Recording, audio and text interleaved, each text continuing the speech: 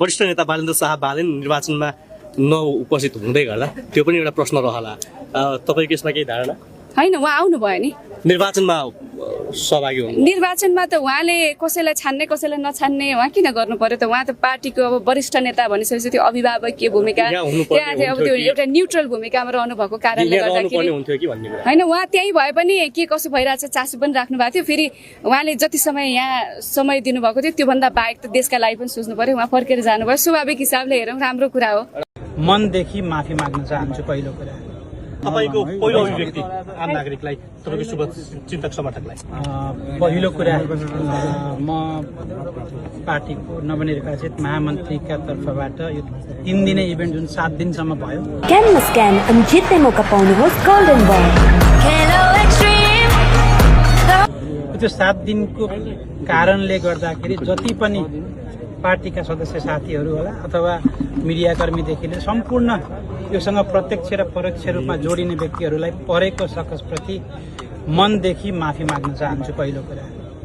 दोस्रो कुरा, आज बिहान मलाई समर्थन गर्ने क्रममा केही मेरा साथीहरूले संस्थापनको कुरा उठाउँदै गर्दा म सबैजनालाई लाउड एन्ड क्लियर के भन्न चाहन्छु भने पहिलो ऐतिहासिक महाधिवेशनसम्म जोडिने सम्पूर्ण व्यक्तिहरू राष्ट्रिय स्वतन्त्र पार्टीको संस्थापन पक्ष हो।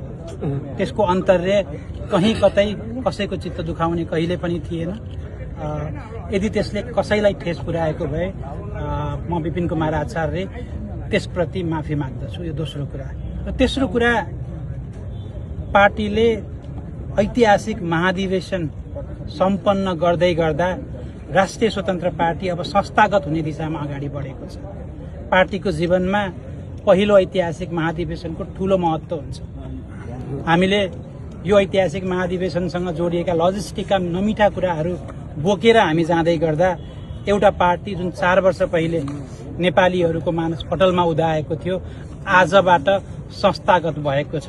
लगभग आज केही बेरको प्रक्रियापछि यो सम्पूर्ण रूपमा संस्थागत हुनेछ र मलाई विश्वास छ जुन अपेक्षा नेपाली नागरिकहरूले राष्ट्रिय स्वतन्त्र पार्टीबाट राख्नु भएको छ त्यही अपेक्षामा खरो उत्रिएर पार्टीलाई अझ बढी पारदर्शी, पार्टीलाई अझ बढी विधिसम्मत र पार्टीलाई नागरिक प्रति उत्तरदायी बनाउने दिशामा महामन्त्रीका रूपमा मेरो भूमिका रहनेछ भन्ने कुरा पनि सम्पूर्ण साथीहरूलाई अवगत गराउन चाहन्छु। महामन्त्रीज्यू, केही प्रश्नहरू पनि उठे।